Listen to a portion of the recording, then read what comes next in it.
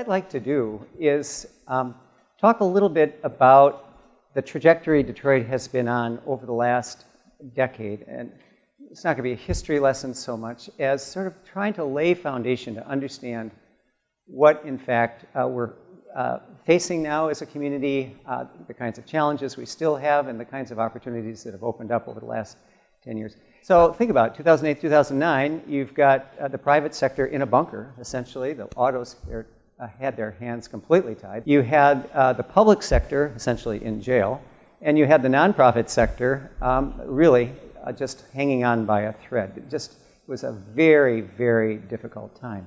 I started getting calls from my national board members saying, well, we read the same newspapers everyone else does, and what the heck are you guys doing in Detroit? And so there was a sort of this beginning sense that maybe this was just too hard, and we really needed an end game.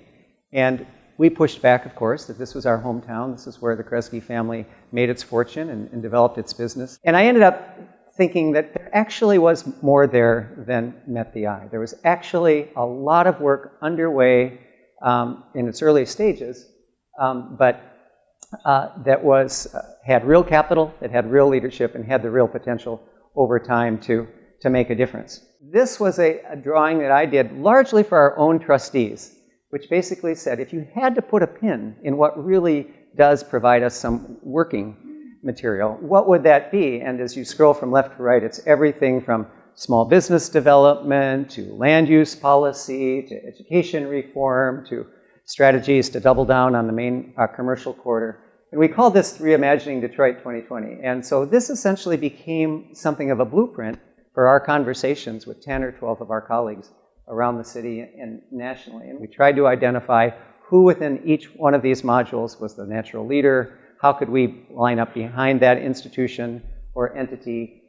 We created a whole suite of supports around these, re-granting programs into neighborhoods, operating support grants for small organizations, fellowships again. We've had almost 10 years of arts fellowships where we pick 20, 25 artists a year and give them $25,000 to make art.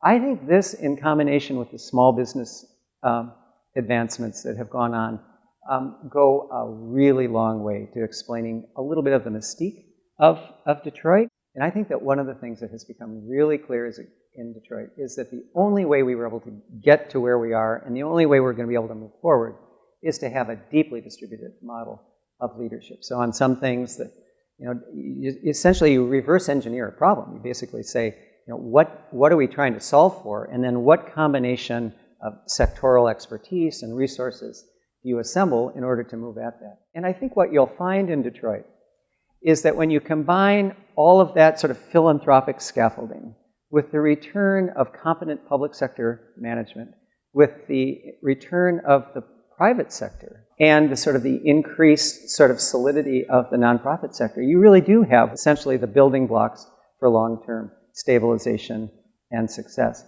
But I think it does demonstrate that one of this country's most emblematic cities that came as close as any major American city has come to essentially shutting off its lights can come back. We're not alone. The Buffaloes and the Rochesters and the Clevelands and on and on and on, I think need to have some of these proof points and some of the sense of optimism that is developed in Detroit. So thanks for hearing me out.